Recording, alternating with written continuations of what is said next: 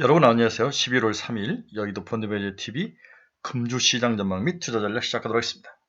네, 여러 가지 토론할 것도 또 체크해야 될 것이 많은 금주인데 일단은 좀 시간을 좀 컴팩트하게 해서 여러분들과 함께 나눠보도록 하겠습니다. 먼저 잔치 후에 시장 변화가 전망이 된다.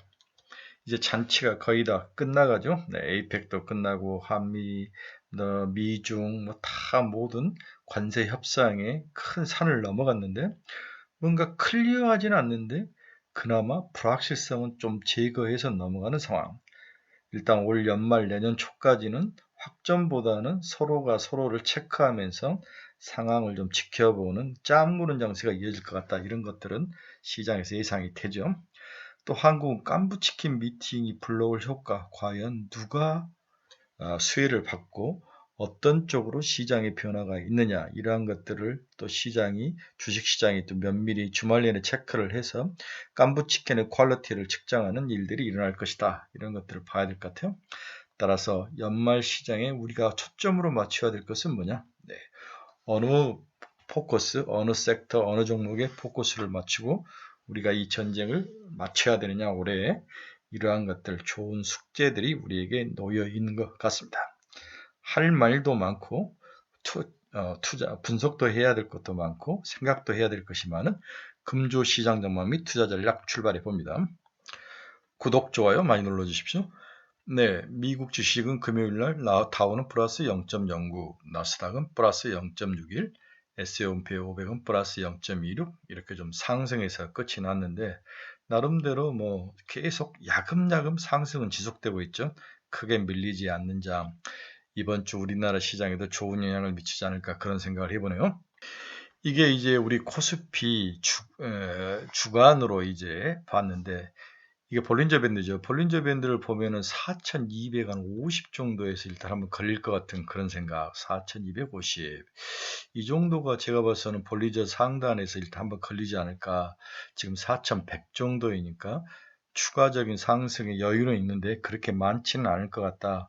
계속 올라갈 수는 없죠. 좀 조정을 받거나 그런 모습이 있어야 되는데 일단 4,250까지는 한번 우리가 볼린저 밴드라는 걸 보고 기술적 분석을 보는데 또 MACD도 거의 상승해서 꼭대기에 와 있는 모습, RSI도 87을 넘어가는 모습이죠. 네, 이러한 모습은 우리나라 시장이 상당히 지금 상태에서는 고평가 영역에 있다라고 보는 게 맞을 것 같습니다. 좀 주의하자. 기술적 분석별로는 좀 주의를 하자는 사인은 계속 나오고 있습니다. 4,250. 네, 지난주 이제 미국 시장을 한번 살펴보면 이번 주는 어떻게 될 것인가? 이번 주 뉴욕 증시는 미국 정부 연방정부 셧다운이 지속될지 여부와 미국 연방 대법원의 관세 관련 심리 이 두 개의 시선이 쏠릴 것으로 보여지고 있습니다. 지난주 뉴욕 증시 3대 지수는 모두 강세로 마감을 했죠. 미중 정상회담에 대한 기대가 앞으로 갭 상승했던 3대 지수는 금요일날 나쁘지 않은 정상회담 결과와 마이크로소프트, 알파벳, 아마존, 애플 등의 호실적에 힘입어 강세장을 구가했다. 나스닥 종합지수는 지난주에 2.24%나 상승을 했죠. 네, M7 중에서 엔비디아를 제외하고 다 실적을 발표했는데 나름대로 좋은 모습이었다. 11월 첫째 주 이번 주도 강세장 흐름에서 크게 벗어나지 않을 것으로 전망이 되고 있다. 미중 정상회담에는 빅 이벤트가 지나갔고 이른바 M7 중 엔비디아만 3분기 실적 발표를 남겨두고 있는데 이번 주 발표는 하지 않죠. 시간이 좀 걸리죠. 네. 다음에 인공지능 산업을 둘러싼 거품은 여전히 시장에 좀 남아있고 이러한 모습들이 혼재되어 있지만 그렇게 나쁠 것 같지는 않다 이렇게 보는 게 맞을 것 같습니다. 자, 지난주에 이제 전선왕이 우리나라에 오기 전에 GTC에 가서 좋은 이야기를 했죠. AI 산업의 확장성과 비전을 보여주면서 엔비디아가 200달러를 넘어가는 모습, 시총이 5조 달러를 넘어서는 모습도 중요한 모습, 일단 진정을 시키고 한국에 와서 치맥을 한 거죠. 계절적 요인도 낙관론을 뒷받침한다는 분석도 나오고 있다. 미국 주식시장의 영감에 따르면 1950년 이후의 데이터를 기준으로 11월은 S&P 500 지수가 가장 좋은 달로 평균 1.8%나 상승을 했다. 네, 역사적으로도 11월은 주식이 좋았다는 거죠. 대통령 선거 다음의 기준으로 세 번째 좋은 달이고 평균 상승률은 1.6%에 달했다.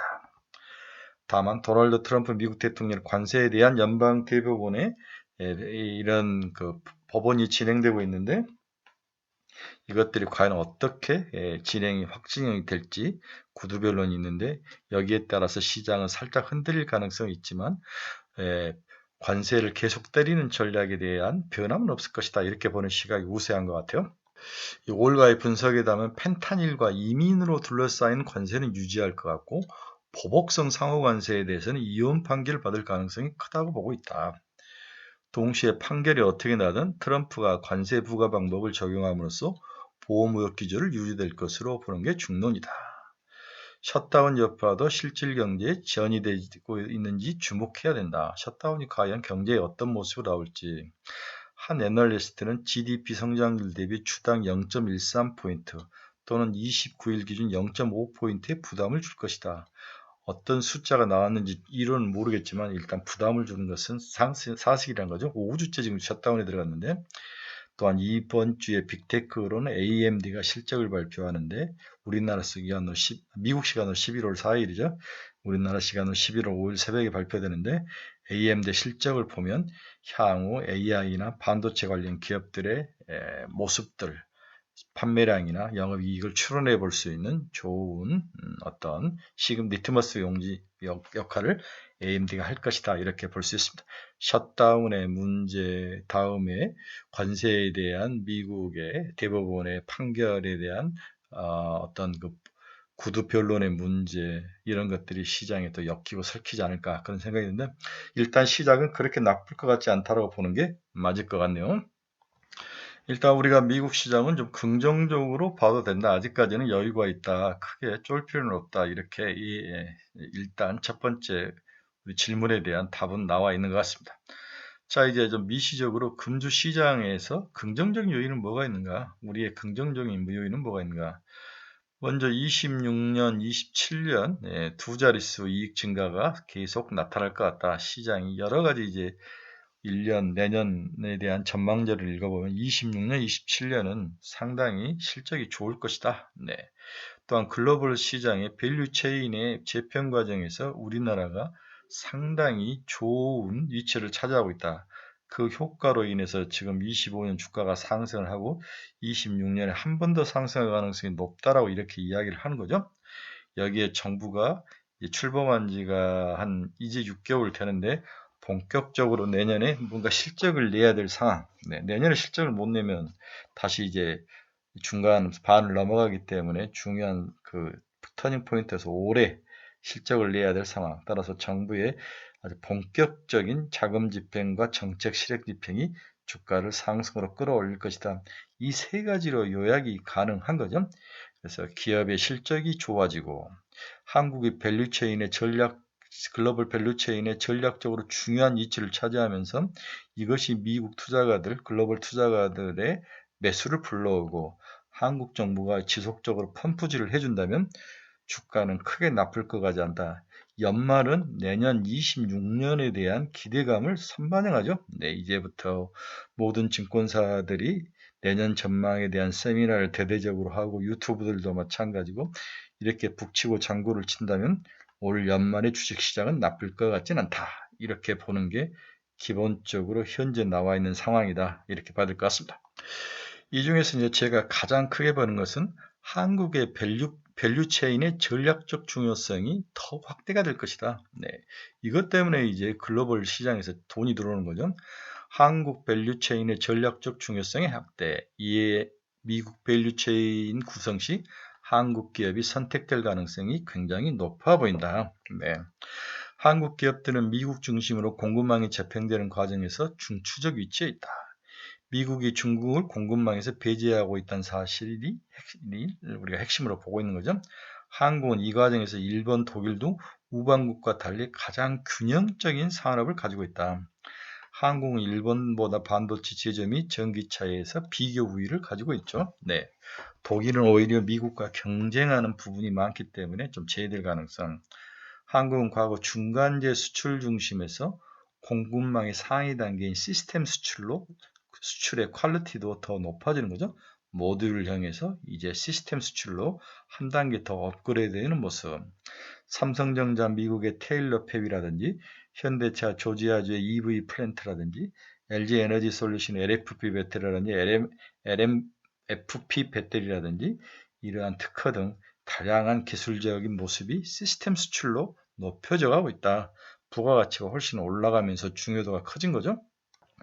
여기에 이제 APEC을 성공적으로 치르면서 이재명 정부가 이제 자신감을 가지고 내년에 아주 과감하게 실질적인 자금 집행과 정책 집행과 그다음 법적인 문제들을 해결할 것이다. 이것이 상법 개정안이라든지 그다음에 정부 주도의 로봇, 소프트웨어, 금융, 지주, 반도체 그다음에 이런 것들이 우후죽순적으로 자율주행 이런 것들을 밀어붙이면서 한국 경제와 주식이 한 단계 더 업그레이드될 상황. 그렇죠? 네.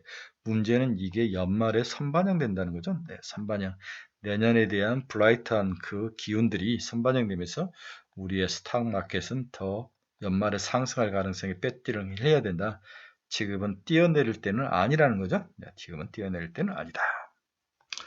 또 최근에 이제 가장 큰 특징이 그동안 소외됐던 종목들도 반등에 나서는 모습이 나타나는 거죠. 네, 대표적으로 바이오, 그 다음에 이제 엔터 같은 종목들, 이런 종목들이 이제 소외가 많이 됐는데, 이러한 소외됐던 종목들이 시장에 올라오는 모습. 어제 이제 한국과 중국의 회담에서 시진핑이 뭐라고 이제 막 이야기를 하면서 박진영의 얼굴도 보이고 엔터에 대한 북경 공연 이런 것들을 계획을 해놓은 것들에 대해서 좀 허락을 해주는 것 같은데 이 엔터가 가장 시장에서 이번 주에 핫하게 올라올 가능성. 그래서 제가 하이브 굉장히 강력하게 여러분들에게 추천을 하죠. 네. 그동안에 바닥에 있었던 2차 전지, 헬스케어, 신재생 에너지에 대해서 차별적 기회도 새로운 주식시장의 먹거리로 등장할 것이다. 이렇게 보는 게 맞을 것 같습니다. 고루고루 올라오는 그러한 균형 맞추기의 모습도 우리가 관심을 갖고 거기에 대한 관련 종목도 좀 투자를 해줘야 된다는 거죠. 또한 우리가 이제 관심을 가져야 될 게 반도체 사이클은 언제까지 이어질 수 있을 것인가? 이 반도체의 상승 사이클이 얼마나 이어질 수 있을 것인가? 이게 이제 우리나라의 미래의 목줄을 쥐고 있는 가장 중요한 이유인데 생각보다 낮게 계상된 26년 반도체 실적 추정치들이 시장에서 상당히 긍정적으로 반응을 하고 있다. 우리나라 사람들이 글로벌의 여러 애널리스트들이 26년을 추정하는데 너무 낮게 추정한 것이 아니라 생각보다 반도체 사이클이 오래 갈 수 있다. 그 이유가 뭐냐? 이 이야기들을 한번 짚어보는 것도 필요할 것 같아요. 기술 및 반도체 업계의 최근 동향은 메모리 반도체 사이클의 길이와 높이를 쉽게 예단하기 어려운 환경이 조성 중이라고 이야기를 하고 있습니다. 우선 사이클의 길이인데요. 메모리 반도체 초과 수요 상태에서 사이클 형태는 과거에서 탈피하는 수순을 밟을 것이다. 과거 메모리 반도체 사이클의 길이가 3에서 5개 분기가량 전개된 후 제조기업 설비 투자 확대로 공급 증가 우려로 종식되었던 게 일반적인 상황이었다. 해당 구간의 삼성전자와 SK하이닉스 영업이익 변동폭은 컸으며 재고자산 확대 구간에서는 영업 손실 전환을 겪는 등 악순환이 반복되는 모습이 일반적이었다는 거죠. 그러나 이번 사이클의 길이가 과거와 다르게 점쳐지는 이유는 여러 가지가 있었지만 이것을 정리해 보면 역시 수요처가 과거와 다르다는 거죠. 즉 반도체를 범용이든 다음에 하이 프리미엄이든 이 수요처가 과거와 다르다는 게 가장 큰 사이클이 과거보다 다르게 길게 이어질 수 있는 핵심 포인트라는 거죠. 과거 반도체 수요를 견인했던 것은 세트, PC나 스마트폰이었는데 이 두 제품은 매크로 영향력에서 자유롭지 못했고 경기가 안 좋으면 수요가 죽어버리고 반도체 공급은 원자재적 성격을 짙게 가지고 있었다는 거죠. 여러 가지 요인에 의해서 대꾸받고가 심하고 상당히 변동성이 크던 모습이었다. 그래서 PC와 핸드폰으로 이루어진 반도체 수급 시장은 상당히 짧게 유지되고 가격이라든지 이런 변수가 큰 특징을 보였지만 지금은 수요처가 달라졌다는 거죠. 현재 수요의 견인의 주체는 AI 서버 및 데이터 서버라는 거죠. AI 서버, 데이터 서버. 기술 사이클 도래에 따라 처리해야 될 데이터 용량이 급증을 하고 있다. 글로벌에서 생산되고 소비되는 데이터 규모는 2010년 2제타바이트에서 2025년 181제타바이트로 지수 함수 형태를 띠고 있다. 이에 스토리지 시장 규모는 2025년 71억 달러에서 2034년 2090억 달러로 연평균 12.6%나 증가할 정도로 시장 규모가 크기가 변했다는 거죠. 데이터 증가 규모에 비해 스토리지 시장 규모 이상이 더디게 과소평가될 가능성에 대해서 배제하기는 어렵다. 데이터 센터의 투자 본격화는 25년 9월 확인했지만 그 끝은 쉽게 예단하기 어렵다는 거죠. 네. 따라서 반도체 실적 낙관론을 지속적으로 가질 이유가 여기에 있는 거다. 수요의 주체가 작은 핸드폰이나 PC가 아니라 데이터 센터. 이 데이터 센터는 기업과 국가가 사활을 걸고 하는 비즈니스가 이제 막 형성됐기 때문에 그 크기와 그 향후 성장성에서는 아무도 예단할 수 없다는 거죠. 따라서 반도체 사이클은 추가로 이어질 가능성이 높다. 이렇게 결론을 내볼 수 있습니다. 자, 지난주에 이제 가장 큰 핵심은 지난주 목요일 날 깐부 미팅 있었죠? 네, 깐부 미팅. 이 세 양반이 강남에서 깐부치킨에 가가지고 깐부 술을 마셨는데 저도 대학로에 있는 깐부치킨 잘간 거기 순살치킨 참 좋아했는데 세 분이 이제 거기서 마시면서 세 사람은 각각 어떠한 생각을 하고 있을까? 둘이 인간적으로 친하는 것은 겉모습이고 결국 이들이 추구하고자 하는 각자의 목표가 있었다는 거죠. 그걸 하나씩 뜯어보고 그 퀄리티를 측정해보고 여기에 대한 수혜주는 뭔가가 빨리 캐치하는 게 가장 중요한 투자 포인트다. 이렇게 이야기를 해볼 수 있는 거죠.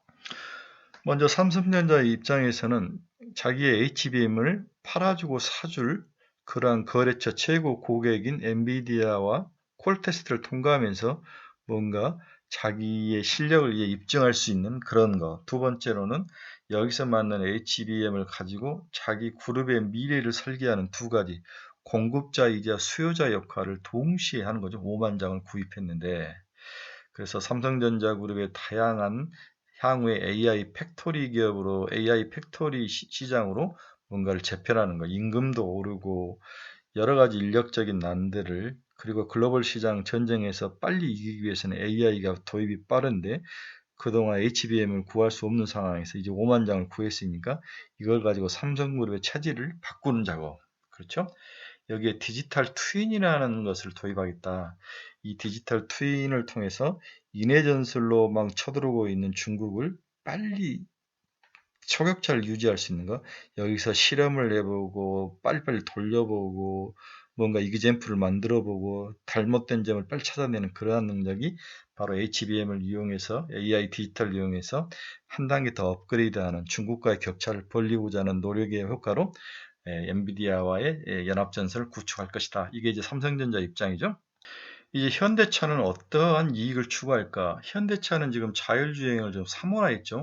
모빌아이하고 했는데 모빌아이가 덫에 걸렸죠. 인텔에 팔리면서 속도가 느려지고 모셔널이라는 회사를 사서 했는데 이 회사는 너무 혁명적이고 다음에 인하우스에서 자율주행을 하는 3개의 모델을 갔는데 이 3개의 모델이 다 문제가 발생을 한다는 거죠. 결국은 엔비디아의 쿠다 생태계에 들어가서 HBM을 통해서 새로운 어떤 미래 먹거리, 자율주행 먹거리를 찾는 쪽으로 전략 방향을 바꿨다. 이게 이제 하나의 모습인 거죠.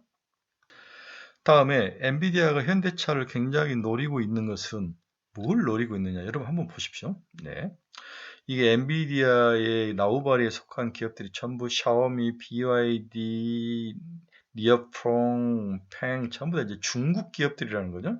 이 중국 기업들만 엔비디아의 생태계에 들어와 있는데 이건 상당히 리스크가 있고 다음에 돌려막기니 뭐니 오픈 AI가 자기가 돈을 투자해서 자기의 HBM을 사게 한다든지 이러한 비난을 벗어나기 위해서 엔비디아는 삼성전자와 현대자동차와 SK하이닉스가 필요했다는 거죠. 네. 따라서 현대자동차는 나중에 로보틱스 같은 것들 이러한 것들 피지컬 AI 시대에 대한 대비 이런 것들을 통해서 현대자동차가 추구하는 것들이 상당히 잘 맞아. 악어가 맞아 떨어졌다. 그렇죠? 네, 공장의 혁신이라든지 이런 것들을 통해서 현대자동차, 삼성전자, SK하이닉스 그리고 엔비디아 이 사각편대가 상당히 각자의 이익을 노리는 중요한 순간이다. 이렇게 볼 수 있습니다. 문제는 있죠. 어쩔 수 없이 이제 삼성전자, SK하이닉스, 현대차가 쿠다 생태계로 들어가야 되는데 이 쿠다 생태계를 벗어날 수 있는 글로벌 기업은 없는 거죠. 예, 들어가서 해야 되는데 문제는 데이터 주권, 종주국으로서 데이터를 함부로 주면 안 되는 거. 이 주면은 이제 당연히 우리는 이용당할 가능성. 다음에 국산 AI 반도체 위축도 있죠. 퓨리오사 AI라든지 니벨리오. 그래서 이런 종목들은 국가와 협업을 해서 살려놔야 되는 거죠. 네, 삼성전자와 국가와 협업해서 이러한 기업들은 퓨리오사라든지 리벨리온 같은 좋은 기업들은 살려놔야 우리가 나중에 엔비디아에게 큰 소리를 칠 수 있는, 네 없어도 우리는 할 수 있다, 이 과정을 해야 되기 때문에 상당히 명함은 있는 것 같습니다. 결국 지난 목요일 깐부치킨 이 세 사람은 각자의 이득이 있었다, 추구하는 게 있었다, 그렇죠? 그래서 서로 협업을 하고 이게 한국 주식시장의 큰 퀄리티적인 측면에서 한 단계 더 업그레이드 할 수 있는, 글로벌에서 자금이 우리에게 들어올 수 있는 그러한 모멘텀, 먹거리로 보여줄 수 있는 매력적인 모습으로 다가올 것이다. 따라서 한국 주식시장 연말에 추가 상승, 내년 3월까지는 추가로 더 상승할 가능성이 높기 때문에 가지고 가자, 이런 결론들을 내볼 수 있을 것 같습니다. 자, 그럼 다시 한번 정리해 볼까요? 금주의 투자 전략은 뭐냐? 금주는 추가 상승과 이익 실현 사이에 치열한 전쟁이 예고되고 있다. 금주 시장은 APEC이라는 잔치가 끝나면서 여기에 대한 시장 평가가 좌지우지할 것이다. 우선 불확실성 제거가 시장에는 가장 큰 호재로 판단이 된다. 한미 무역 전쟁, 미중 관세 전쟁, APEC 회의 등이 끝나면서 시장은 새로운 공간과 투자의 영역으로 진입할 것으로 전망이 되고 있다. 여기에 복병원 FMC의 전략적 금리 인하 거부 현상이 나타나며 향후 어떤 모습으로 변질될지 매우 중요한 투자 포인트로 등장하며 연말 새로운 투자 환경이 나타날 것으로 예상이 되고 있다. 저는 12월도 내릴 거로 예상을 하죠. 우선 반도체, 자동차, ABM, 소부장, 로봇 등은 한 단계 더 상승할 거로 전망이 되고 있습니다. 깐부치킨 사건 이후 세 사람이 만난 이유와 향후 IT, AI 시장에 대한 퀄리티 측정이 시장에서 이어질 거로 보여지는 거죠. 여기에 이제 그동안 이제 소외가 됐던 중국과의 정상회담으로 다양한 한한령 해제 가능성, 엔터, 화장품, 여행 이런 종목들이 시장을 한 단계 더 끌어올릴 가능성이 있죠. 여기에 그동안 소외주 1등이었던 바이오주가 연말로 갈수록 M&A와 관련된 것, 또 에로와 관련된 가능성들이 부각되면서 다양한 호재로 추가 상승이 전망된다. 결국 기존 종목, 상승 종목과 소외 종목 모두에게 기회가 있을 것으로 전망돼 다소 폭넓은 종목 깔아두기 전략이 필요하다. 쭉 깔 수밖에 없는 거죠. 다만 기대 수익률을 좀 낮게 잡고 단기 매매 수준에서 기대 수익률 도달 시 이익을 실현하는 단기 매매 전략을 여러분들에게 추천할 수밖에 없는 거죠. 네, 15% 정도. 네, 이 정도의 먹거리면은 일단 먹고 나오자. 이렇게 정리를 해볼 수 있습니다. 자, 밸류에이션 한번 마지막으로 볼까요? 네, S&P 500은 23.3, 지난주가 22.5 얼마였는데 상당히 고평가에서 올라오죠. 네, 다음에 유로스탁은 15배, 니케는 22배. 네, 한국 한번 볼까요? 네, 한국은 퍼는 11.6배, PBR이 일단 13.7배까지 올라왔네요. 13.7배. 그래서 우리나라 PBR이 15배까지, 1.5배까지, 네, 1.37배, 1.5배까지 지금 PBR을 봐야 될 것 같아요. 왜 그러냐면 모든 것들이 지금 제조업을 기반으로 한 공장을 가지고 있는 기업들에게 주가 상승이 일어나기 때문에 PBR을 보는 게 맞을 것 같습니다. 수급적인 측면에도 지난 일주일과 외국인은 코스피에서는 1000억 정도를 샀고요. 네, 코스닥은 4,981억. 이게 이제 가장 중요하죠. 외국인들이 이제는 코스피보다는 코스닥을 많이 사는구나, 이렇게 생각하는 게 맞을 것 같아요. 선물에서는 2조 3천억 팔면서 해지를 해가는 모습이 나타나고 있습니다. 자금 시장도 고객예탁금이 85조까지 늘어났죠. 네, 85조. 신용잔고는 24조. 고객예탁금 늘어나는 게 무섭게 늘어났네요. 총알은 충분히 있다, 이렇게 보는 게 맞을 것 같아요. 네, 다음 주에 발표될 경제지표 발표 일정 이거 잘라서 붙여넣어서 꼼꼼히 체크를 해보시기 바랍니다. 미국이 11월 3일날 글로벌 제조업 PMI, 다음 11월 4일 제조업 구매자 지수, 무역 수지, 그 다음에 ADP 취업자 동향, ISM 서비스 지불가격 지수, ISM 서비스 지수, 비농업 고용, 11월 실업률, 이게 전부 국가가 셧다운된 상황에서 나올 수 있을지는 미지수죠. 네, 일단 기업들의 실적 체크도 다 해봐야 돼. 이제 거의 다 M7이 끝났기 때문에 작은 기업들만 남아있다. 이렇게 보고 한국의 기업들이 본격적으로 기업 실적을 발표한다. 거기에 더 포커스를 맞춰야 될 것 같아요. 네, 이번 주에 투자 종목 10종목은 제가 저희 카페에 띄워놨습니다. 이 카페 주소 치고 들어오셔서 보시기 바랍니다. 여러분이 투자의 방향성을 잃어보거나 종목 상담이 필요하시거나 관심 종목이 필요하신 분들은 저희 카페에 들어오시기 바랍니다. 유료니까 충분히 생각하시고 들어오시기 바랍니다. 좋은 종목, 좋은 상담이 이루어질 거로 믿습니다. 네, 이번 주도 좀 희망을 가지고 연말까지는 버텨야 될 것 같아요. 작은 파동에 눈 돌아가지 말고 배에 힘 주고 쭉 버티면서 나가야 될 것 같다. 삼성전자, SK하이닉스를 기본으로 깔고 네, 저희 카페에 들어오셔서 한번 보시기 바랍니다. 여러분 감사합니다. 즐거운 주말 되시고 저는 다음 주 새벽에 또 뵙도록 하겠습니다. 여러분 감사합니다.